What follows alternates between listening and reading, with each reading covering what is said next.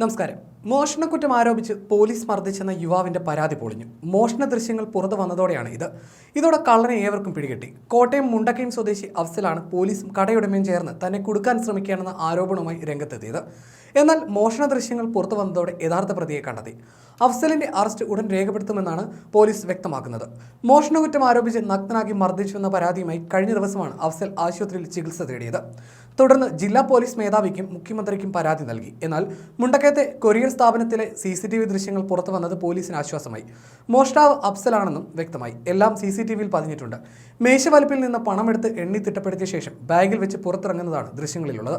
പിറ്റേ ദിവസം സ്ഥാപനത്തിലെത്തിയ അഫ്സൽ തന്നെയാണ് പണം കാണാനില്ലെന്ന് ഉടമയെ അറിയിച്ചത്. തനിക്ക് പങ്കില്ലെന്ന വിധത്തിലാണ് എല്ലാം അവതരിപ്പിച്ചത്.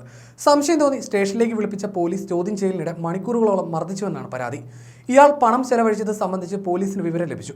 ഇയാൾക്കെതിരെ മുമ്പുണ്ടായിരുന്ന പരാതികളിൽ കേസെടുക്കാനും പോലീസ് നീക്കം തുടങ്ങി. അതേസമയം പോലീസ് മർദ്ദിച്ചെന്ന പരാതിയിൽ ജില്ലാ പോലീസ് മേധാവി റിപ്പോർട്ട് തേടിയിട്ടുണ്ട്. CCTVയിൽ എല്ലാം പതിഞ്ഞതിനാൽ ഈ ആരോപണം ഇനി നിലനിൽക്കില്ല. പിടിക്കാതിരിക്കാനുള്ള തന്ത്രമായിരുന്നു ആ പരാതി എന്നാണ് വ്യക്തമാകുന്നത്. മുണ്ടക്കയത്തെ സ്വകാര്യ സ്ഥാപനത്തിൽ ജോലി ചെയ്തിരുന്ന വേലുനിലം സ്വദേശി അഫ്സൽ പാലക്കുന്നേൽ എന്ന യുവാവിനെ സ്ഥാപനത്തിൽ നടന്ന മോഷണത്തിന് പരാതി കൊടുക്കാം എന്ന് പറഞ്ഞ് സ്ഥാപന ഉടമ എംബസി ഷാജഹാൻ മുണ്ടക്കയം പോലീസ് സ്റ്റേഷനിൽ ബുധനാഴ്ച രാവിലെ 9 മണിയോടെ കൂട്ടിക്കൊണ്ടു പോവുകയും പീഡിപ്പിക്കുകയും ചെയ്തുവെന്നാണ് പരാതി. സ്റ്റേഷനിൽ ചെന്നപ്പോൾ അഫ്സലാണ് മോഷണം നടത്തിയതെന്ന് പോലീസിനെ ധരിപ്പിക്കുകയും തനിക്ക് മോഷണത്തെക്കുറിച്ച് അറിയില്ലെന്ന് പറഞ്ഞ അഫ്സലിനെ രാവിലെ 9 മണി മുതൽ വൈകിട്ട് 5:45 വരെ അന്യായമായി പോലീസ് സ്റ്റേഷനിൽ തടഞ്ഞു വയ്ക്കുകയും പോലീസ് സ്റ്റേഷന് പിൻഭാഗത്തെ CCTV ക്യാമറ ഇല്ലാത്ത മുറിയിൽ കൊണ്ടുപോയി വസ്ത്രമില്ലാതെ നിർത്തി പോലീസുകാർ ക്രൂരമായി മർദ്ദിക്കുകയും ചെയ്തുവെന്നാണ് ആരോപണം.